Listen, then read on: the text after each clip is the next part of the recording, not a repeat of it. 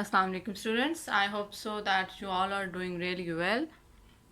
In our previous lecture हम लोगों ने थोड़ा सा कैपेसिटर के कंसेप्ट को देखा कि कैपेसिटर आपका चार्ज को कैसे स्टोर करता है और जो कैपेसिटर कितना चार्ज स्टोर कर रहा होता है वो किस चीज़ के ऊपर डिपेंड कर रहा है, किस फिजिकल क्वांटिटी के ऊपर डिपेंड कर रहा है। फिर हमने उस फिजिकल क्वांटिटी को नाम दिया कैपेसिटेंस का, कि आपका जो हर कैपेसिटर है उसकी चार्ज स्टोर करने की एबिलिटी यानी उसकी जो कैपेसिटेंस है वो क्या होती है, डिफरेंट होती है। हमने कैपेसिटेंस की इक्वेशन को देखा, कैपेसिटेंस के यूनिट को देखा, उसके बाद कैपेसिटेंस आपकी किस चीज़ के ऊपर डिपेंड नहीं करती उसको देखा, और कैपेसिटेंस किस चीज़ के ऊपर डिपेंड करती है हमने उसको देखा। आज का जो आपका टॉपिक है specifically that is capacitance of a parallel plate capacitor. That topic is important for your long question. ये जो आपका टॉपिक है ये आपका लॉन्ग के लिए क्या है, वेरी वेरी इंपॉर्टेंट। इसके अंदर डायग्राम है, इसके अंदर एक्सप्लेनेशन है और इसके अंदर डेरिवेशन है, और ये आपका जो टॉपिक है that's why it is very important for long. In previous lecture हमने थोड़ा सा ये देखा था कि जो आपकी जो कैपेसिटेंस है वो कैपेसिटर की फिजिकल स्टेट के ऊपर डिपेंड कर रही है, यानी वो प्लेट्स का एरिया कितना है, प्लेट्स के बीच में फासला कितना है और प्लेट्स के बीच में मीडियम कौन सा है। लास्ट लेक्चर में हमने जस्ट उसको लिखा था, इस लेक्चर में हम उसको देखेंगे कि वो कैसे डिपेंड कर रही है। Either these are directly proportional to each other और इन्वर्सली प्रोपोर्शनल, या उनके बीच में क्या ताल्लुक है, कैपेसिटेंस का एरिया के साथ क्या ताल्लुक है, कैपेसिटेंस का प्लेट्स के बीच में जो डिस्टेंस है उसके साथ क्या ताल्लुक है, और कैपेसिटेंस का आपका मीडियम के साथ क्या ताल्लुक है। लेकिन जहाँ पर जब हम कैपेसिटर यूज़ करें वो स्फेरिकल नहीं है या कोई और टाइप का कैपेसिटर नहीं है। जहाँ पर जब हम कैपेसिटर यूज़ कर रहे हैं that is parallel plate capacitor. और आपका इस कोर्स में सेकेंड ईयर के कोर्स में जस्ट एक ही टाइप है कैपेसिटर की विच इज़ पैरेलल प्लेट। तो अब हमने उसी पैरेलल प्लेट के लिए किसका आंसर निकालना है, कैपेसिटेंस का। अब हमने दो केसेस सॉल्व करने हैं। एक केस हमने सॉल्व करना है केस ए, जिसमें आपका प्लेट्स के बीच में कोई मीडियम नहीं है। दूसरा केस आपका है केस बी, जिसके में हम लोग प्लेट्स के बीच में एक डाई इलेक्ट्रिक मीडियम यानी एक इंसुलेटर को वहाँ पर क्या करेंगे, प्लेस करेंगे, और हम देखेंगे कि हमारी कैपेसिटेंस के ऊपर क्या फ़र्क पड़ा। स्टार्ट हमने जस्ट इंट्रो से लिया कि हमने दो प्लेट्स ली हैं, हर प्लेट का जो एरिया है वो ए है, दोनों प्लेट्स के बीच में जो फासला है that is D, the electric field between plates is E. उस इलेक्ट्रिक फील्ड को हमने यूनिफॉर्म इसलिए कंसीडर किया क्योंकि हम ये सपोज कर रहे हैं कि दोनों जो प्लेट्स हैं उनके बीच में जो फासला है वो क्या है, स्मॉल है। Okay, so the distance D is very small, that's why जो आपकी इलेक्ट्रिक फील्ड है बिटवीन द प्लेट्स वो आपके पास क्या है, यूनिफॉर्म है। और फिर जो आपकी सरफेस चार्ज डेंसिटी है ईच प्लेट के ऊपर that is your sigma. Now अभी हम कैपेसिटेंस का आंसर निकालेंगे when medium between plate is air और वैक्यूम। सो पहला केस हमारे पास when medium between plate is air और vacuum and the charge on plates, capacitor plates, and the charge on plates is Q, and also the potential difference between plates is V। फिर हमारे पास जो capacitance है उसकी equation क्या होगी वो आप प्रीवियस टॉपिक में देख चुके हैं कि आपकी जो कैपेसिटेंस है उसकी आपकी इक्वेशन क्या आई थी, Q by V. Okay, C V, ये सी मीन्स कि ये आपकी कैपेसिटेंस तब है जब आपका प्लेट्स के बीच में जो मीडियम है वो कौन है, एयर या वैक्यूम। अब यहाँ पर दो चीज़ें आपको पता होनी चाहिए, एक उन प्लेट्स के ऊपर चार्ज कितना है, दो पोटेंशियल डिफरेंस की वैल्यू क्या है। आपने इन दोनों वैल्यूज़ को फाइंड आउट करना है और फिर इसको आपने बैक इस इक्वेशन में क्या कर देना है, पुट कर देना है। जैसे आप इसको बैक पुट करेंगे, पहले आप चार्ज को निकालेंगे, वी को निकालेंगे, यहाँ पे पुट करेंगे तो आपके पास किस तरह का आंसर आ जाएगा, that is capacitance when medium is vacuum. Okay, let हम लोगों ने पहले ये बात लिख चुके हैं इंट्रो में कि अगर हमारे पास सिग्मा क्या है, surface charge density, then we can write if sigma is surface charge density then what can we write, then आप वो इक्वेशन देख चुके हैं, आपने एप्लीकेशंस जो थी आपकी गॉसेस लॉ में, उसमें sigma is equal to charge per unit area, यहाँ से आपने चार्ज को क्या कर लिया सेपरेट, और सिग्मा ए क्या हो गए मल्टीप्लाई। तो आपके पास Q का जो आंसर है वो आपके पास क्या आ गया सिग्मा ए। अब आपने किसका आंसर निकालना है, पोटेंशियल का। ओके, जहाँ पे आपने जिक्र किया था कि प्लेट्स के बीच में इलेक्ट्रिक फील्ड कितनी है E, तो हम लोग पोटेंशियल की आपने एक इक्वेशन पढ़ी है जिसमें आपकी इलेक्ट्रिक फील्ड आपकी क्या है, इन्वॉल्व है। पोटेंशियल की आपने एक इक्वेशन देखी हुई है जिसमें आपकी इलेक्ट्रिक फील्ड इन्वॉल्व है, और वो इक्वेशन क्या थी, as electric field can B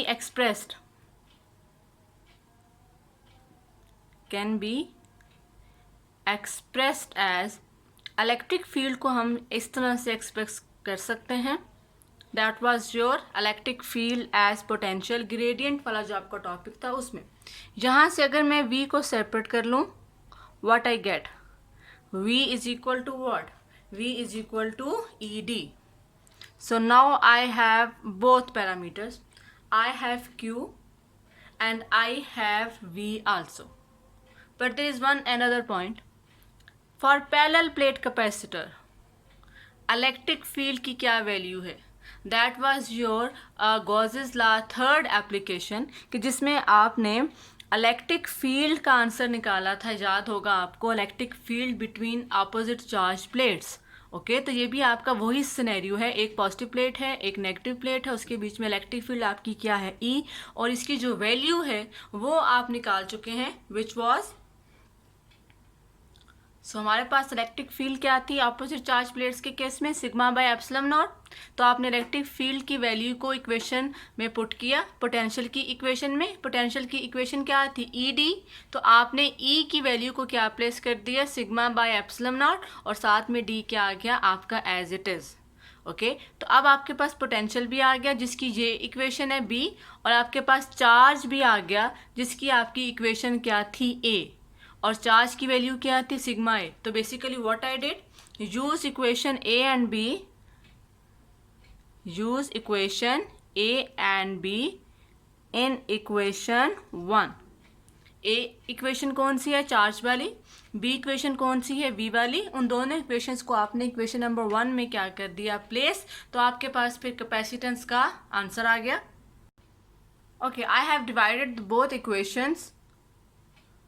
Now if there is a sign of division, when you convert it into multiplication, then what will happen?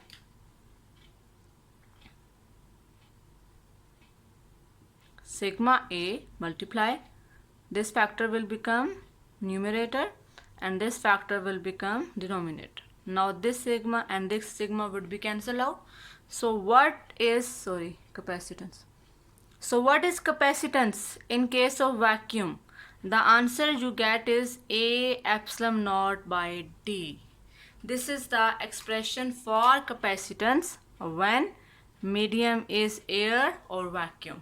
This was your case A.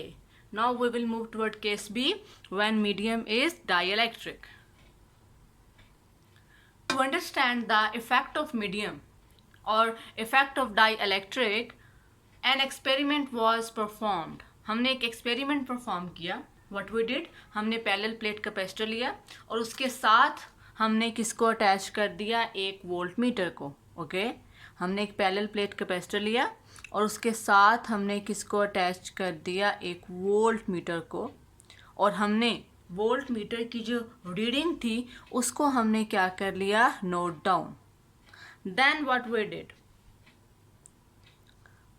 the next thing we did was कि now we put some dielectric medium between the plates and we again measure the reading of voltmeter. Okay, now this is not parallel plate capacitor with vacuum. What we did some medium between the plates and we again note the reading of voltmeter. And the result was shocking.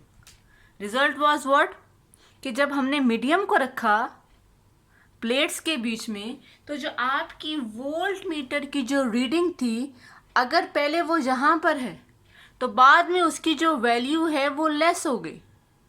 Okay, सो उस experiment में क्या हुआ कि जब आपने dielectric को रखा तो आपकी जो पोटेंशियल की वैल्यू है वो क्या होगी, कम। अगर आपकी पोटेंशियल की वैल्यू कम हो रही है तो व्हाट डज इट मीन, आपने कैपेसिटेंस की इक्वेशन पढ़ी थी, that was C is equal to Q by V। Okay, तो जब आपकी पोटेंशियल की वैल्यू कम हो रही है सो कैपेसिटेंस की वैल्यू क्या हो जाएगी, ज़्यादा। सो इसका मतलब ये हुआ कि जब हम डाइलेक्ट्रिक मीडियम को रखेंगे बिटवीन प्लेट्स तो आपकी कैपेसिटेंस की वैल्यू क्या होगी, ज़्यादा। कितनी ज़्यादा होगी, वो डिपेंड ये कर रहा था कि इस मीडियम की रिलेटिव परमिटिविटी कितनी है। जितनी इस मीडियम की रिलेटिव परमिटिविटी थी, उतना ही ज़्यादा आपकी जो कैपेसिटेंस है वो क्या होगी, आपकी इंक्रीज होगी।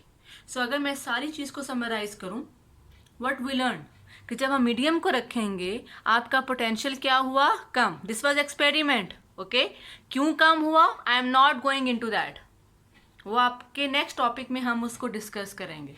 अभी एक्सपेरिमेंट क्या हुआ, सिर्फ वोल्ट मीटर लगाया। व्हाट दे ऑब्जर्व कि डाइलेक्ट्रिक मीडियम रखने से वोल्ट मीटर की रीडिंग क्या होगी, कम। जब वोल्ट मीटर की वैल्यू कम होगी इसका मतलब पोटेंशियल कम हो गया, तो इट मीन्स कैपेसिटेंस आपकी क्या होगी, ज़्यादा। कितनी ज़्यादा होगी, जितनी इस मीडियम की रिलेटिव परमिटिविटी थी, दैट वाज एप्सिलॉन R। तो अब हम इसी चीज़ को थोड़ा सा वर्ड्स में क्या करेंगे, एक्सप्लेन कर देंगे। सो इसी चीज़ को वर्ड्स में लिखा कि पहले हमने वोल्ट मीटर की वैल्यू को नोट डाउन किया, देन डाइलेक्ट्रिक को रखा, और हमने क्या ऑब्जर्व किया कि वोल्ट मीटर ने जो रीडिंग को क्या शो किया, वो कम शो किया। और अगर हम इसको मैथमेटिकल देखें, C is equal to Q by V, तो जब आपकी V डिक्रीज हो रही है तो आपकी C क्या होगी, इंक्रीज। तो यहाँ से हमें एक चीज़ तो क्लियर हो गई कि आपकी कैपेसिटेंस विल इंक्रीज। ओके, तो हमारे पास कैपेसिटेंस इंक्रीज हुई, it will depend upon relative permittivity of that dielectric medium. So हमारे पास जब फाइनल इक्वेशन बनी, in case of medium increase हो रही है, then it shouldn't be in denominator, it should be in on numerator. तो हमारे पास कैपेसिटेंस मीडियम के केस में इक्वेशन क्या बन गई, A epsilon naught epsilon R divided by D। तो ये आपकी इक्वेशन है कैपेसिटेंस की जब आपने मीडियम को प्लेस किया। और अगर आप वैक्यूम की बात करेंगे तो सिर्फ और सिर्फ ये जो एप्सिलॉन R वाला फैक्टर है ये आपका इन्वॉल्व नहीं होगा। ओके, अगर मैं इसको थोड़ा सा इस तरह से भी लिख दूं कि जो आपका ये फैक्टर है A epsilon naught by D, ये किसके इक्वल है, वैक्यूम के इक्वल है, capacitance when vacuum is present.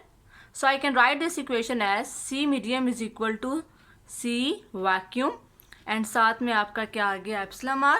यहाँ से आप एप्सिलॉन R की एक और डेफिनेशन भी लिख सकते हैं, C vacuum would be divided, C medium divided by C vacuum. तो ये आपके पास एप्सिलॉन R की एक और डेफिनेशन भी बन सकती है इन केस ऑफ कैपेसिटर। एक आपने एप्सिलॉन R की इक्वेशन देखी थी जब आपने कूलम फोर्स की बात की थी। ओके, उस कूलम फोर्स में आपने एप्सिलॉन R को डिफाइन किया था, कूलम्स लॉ में आपने एप्सिलॉन R को डिफाइन किया, और यहाँ पर आपने एप्सिलॉन R को अगेन डिफाइन कर दिया, बट किस केस में, जब आपकी जहाँ पर आपने कैपेसिटेंस को क्या किया है, इन्वॉल्व किया है। तो आपके पास डेफिनेशन क्या बनी, एप्सिलॉन R यानी dielectric constant. Epsilon R was what, epsilon R was dielectric constant. So what is definition of dielectric constant, it is the ratio of the capacitance of parallel plate capacitor when there is some dielectric medium to the capacitance when there is only vacuum between the plates. So what is unit of epsilon R? C unit farad, C unit farad, farad cancel. So again here epsilon R will have no units. So here your topic got completed. अब next lecture में we will study that कि Y आपका potential got decrease, आपका potential decrease क्यों हुआ जब आपने dielectric medium को रखा, what was the reason behind it. Okay, this was experiment In the next lecture we will study that what was reason behind it. Okay, so in next lecture we will discuss that reason. Till then, Allah Hafiz.